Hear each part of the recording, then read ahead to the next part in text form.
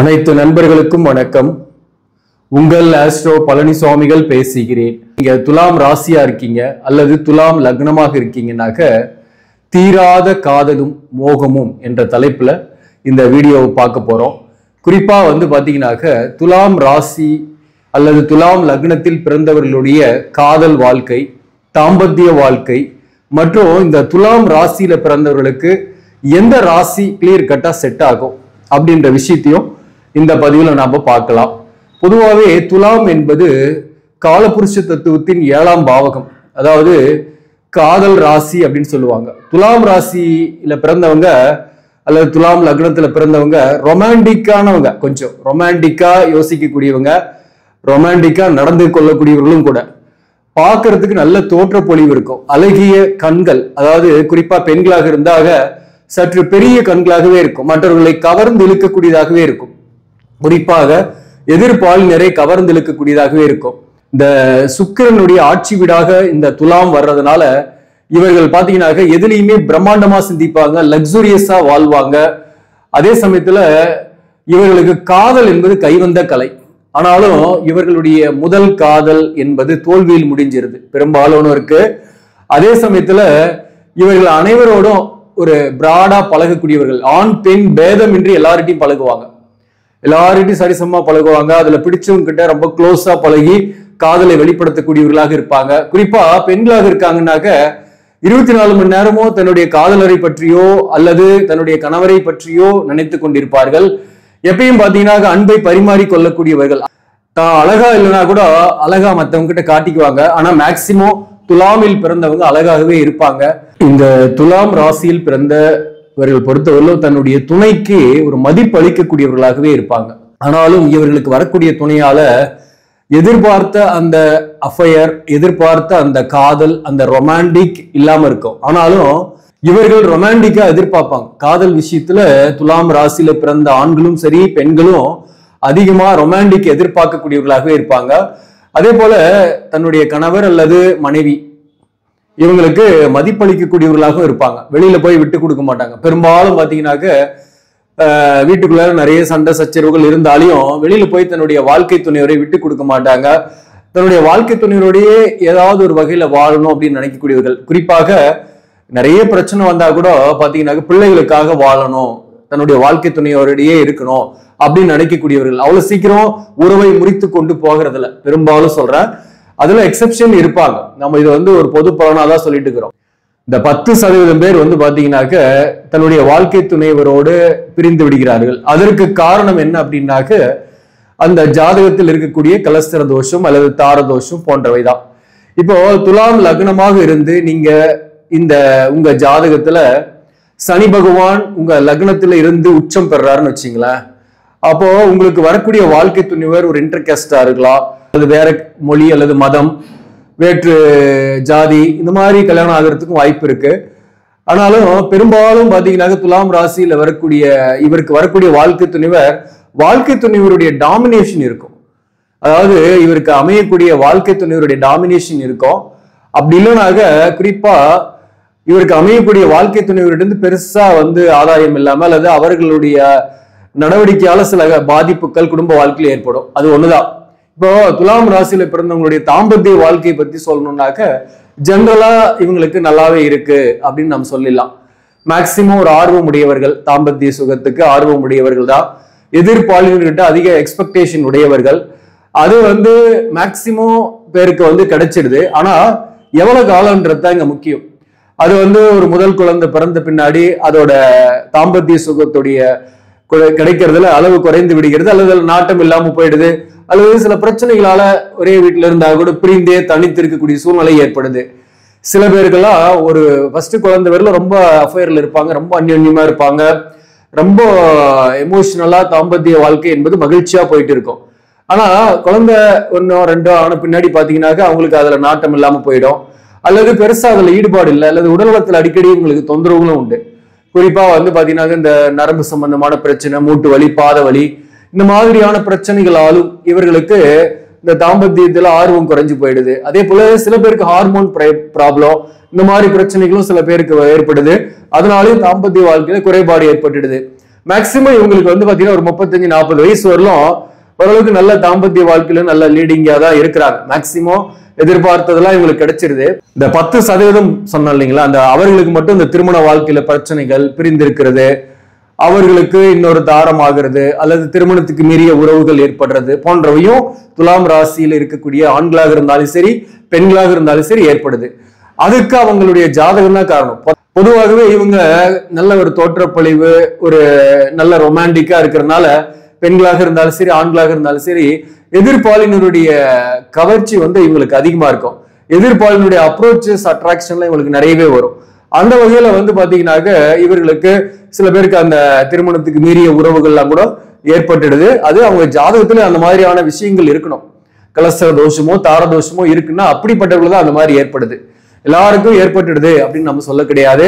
தாம்பத்திய சுகம்ன்றது பெரும்பாலும் மேக்சிமம் ஒரு 90% பீப்புளுக்கு வந்து பாத்தீங்கன்னா துலாம் ராசி துலாம் லக்னத்துல பிறந்தவங்களுக்கு முதல் வாழ்க்கை பகுதியில ஹாப்பியாவே போகுது. பிற்பகுதி வாழ்க்கையில தான் கொஞ்சம் அதுல சில பிரச்சனைகள் வந்து பிரிவினைகள், வேற தொடர்புகள் போன்றவைலாம் ஏற்படுது. துலாம் ராசி பெண்களை பொறுத்தவரையிலும் எளிதில் அவ்வளவு சீக்கிரம் ஒருத்தரை நம்பி இறங்கிட மாட்டாங்க. ரொம்ப யோசிப்பாங்க. தான் நேசிக்கக்கூடியவராக இருந்தாலும் சரி, நேசிக்கக்கூடிய விஷயமா இருந்தாலும் அதுல ஒரு சந்தேகம் இருக்கும். சந்தேக கண்ணோட தான் அணுகுவாங்க.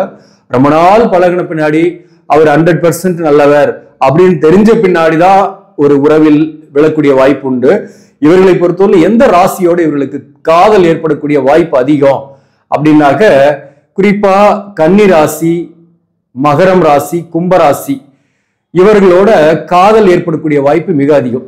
சப்போஸ் உங்களுடைய சர்க்கிள்ல கல்யாணம் ஆகாம இருக்கீங்க, உங்களுடைய சர்க்கிள்ல வந்து இந்த ராசிக்காரங்க இருக்கிறாங்க, ஒரு நட்போட இருக்கீங்க அப்படின்னா அந்த நட்பு கூட காதலா மாறலாம், அல்லது அவங்களுக்கு உங்க மேல ஒரு அஃபேர் வரலாம். இது வந்து சில பேருக்கு மேரேஜுக்கு அப்புறம் கூட சில பேர் வந்து உங்களுடைய சர்க்கிள்ல இந்த ராசிக்காரங்க இருக்காங்கன்னா அவங்க கிட்ட இருந்து உங்களுக்கு அப்ரோச்சஸ் வரலாம். அது வந்து உங்களுக்கு வந்து ஏத்துக்கிறது ஏத்துக்காதெல்லாம் வந்து பாத்தீங்கன்னா உங்க ஜாதகத்தின் அடிப்படையில தான் அது நடக்கும். நம்ம ஜாதகத்துல ஒழுக்கஸ்தானம் சுகஸ்தானத்துல வந்து சுபகிரகம் இருக்கு 4ஆம் இடத்துல அப்படின்னாக்க குரு இருக்காரு அப்படின்னாக்க அதை அவாய்ட் பண்ணிடுவீங்க. அந்த மாதிரி திருமணத்துக்கு பின்னாடி அந்த மாதிரி ஒரு அப்ரோச்சஸ் வருதுன்னா நம்மளுடைய ஜாதகம் கிளியரா இருந்தா எந்த பிரச்சனையும் இருக்காது, நம்ம போகிறது இல்லை அந்த வகையில. ஆனா நம்ம ஜாதகத்துல தோஷம் இருக்கு, 4ஆம் இடத்துல ராகு இருக்கு, 4ஆம் பாவகத்துக்கு பாவ தொடர்புகள் இருக்கு, சுகஸ்தானம் ஒழுக்கஸ்தானத்துக்கு பாவ தொடர்புகள் இருக்குன்னாலையும் அவர்களுக்கு இந்த திருமணத்துக்கு மீறிய உறவுகள் ஏற்படக்கூடிய வாய்ப்புக்கெல்லாம் இருக்கு. இன்னொரு முக்கியமான ஒரு விஷயம், கவனிக்க வேண்டிய விஷயம் என்னன்னாக்க துலாம் ராசியில பிறந்தவங்களுக்கு அல்லது துலாம் லக்னத்தில் பிறந்தவங்களுக்கு காதல் ஏற்பட்டு தோல்வி அடைந்து அதுக்கப்புறம் வேற ஒருத்தரோட திருமணம் ஆகிறது, அல்லது சப்போஸ் அந்த காதல் ஜெயிச்சிருச்சு அப்படின்னா உங்களுக்கு கண்டிப்பா ஏதோ ஒரு வகையில கலசர தோஷங்கள் இருக்கும். சப்போஸ் காதல் வாழ்க்கை கூட அப்படிப்பட்டவர்களுக்கு தோல்வியில் முடிகிறது. காதல் பண்ணி கல்யாணம் ஆயிட்டு அதுக்கப்புறம் கூட அது பிரிவினை பிரச்சனைகள்லாம் இருக்கக்கூடியவராகவும் சில பேர்லாம் இருக்கிறாங்க. அதனால ஜாதக பொருத்தம் கரெக்டா பார்த்து கல்யாணம் பண்றது தான் நல்லது. காதல் ஏற்பட்டாலும் சொல்றேன் நானு. இப்போ திருமணத்துக்காக வரன் பாக்குறீங்க அல்லது ஒரு காதல் உங்களுக்கு இந்த ராசியில் ஏற்படுதுன்னா எப்படி இருக்கும்னாக்க, முதல்ல துலாம் ராசி என்பது ஒரு காற்று ராசி. இந்த ராசி வந்து ஒரு நெருப்பு ராசி இருக்கும். அந்த வகையில வந்து மேஷ ராசிக்காரங்க உங்க கூட இருக்கிறாங்க, உங்களை சுத்தி இருக்கிறாங்கன்னா ஒரு ஈர்ப்பு இருக்கும். மேஷ ராசி என்பது ஆனா சமசப்தம ராசி, அதாவது தத்துவத்தின் அடிப்படையில மேஷ ராசியும் துலாம் ராசியும் ஈர்க்கும் ஒரு காம்பினேஷன் இருக்கு, காம்பேட்டபிலிட்டி இருக்கு. ஆனா ராசி அதிபதி பொருத்தமும் இருக்கு, சுக்கிரனும் செவ்வாயும் ராசி அதிபதி பொருத்தம் இருக்கு. ஆனாலும் பாத்தீங்கன்னாக்க மேசராசி கல்யாணம் பண்ணீங்கன்னாக்க சண்டையும் சமாதானமா இருக்கும். யார் பெரியவன்றதுல வந்து போட்டிகள் நிறையவே இருக்கும், ஈகோ இருக்கும் நிறைய. அப்போ மேசராசியோட கல்யாணம் பண்ணும்போது ரொம்ப அன்பு காட்டிக்குவீங்க, அல்லது சண்டை போட்டாலே அதிகமா சண்டை போடுவீங்க, அன்பு காட்டினாலே அதிகமா அன்பு காட்டக்கூடிய சூழ்நிலைகள் ஏற்படும்.